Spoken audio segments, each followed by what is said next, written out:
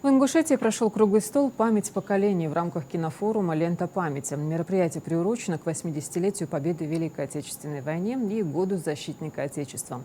В рамках программы обсудили военные истории, вдохновляющий кинематограф, где представители региональных отделений Союза кинематографистов России делились историями своих земляков, участвовавших в Великой Отечественной войне и специальной военной операции.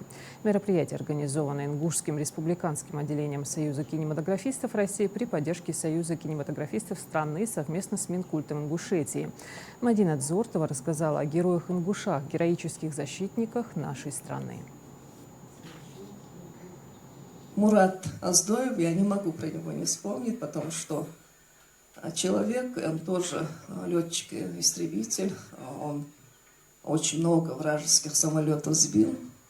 И в один из боев он сам чудом спасся, самолет у него тонул в море.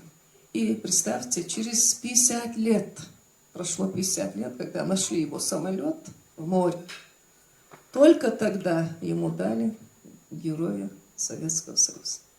Поэтому и сейчас, даже вот так как у нас год защитника Отечества, вот истории, они сложные, вот их рассказывать трудно, но каждая из них может быть историей кино.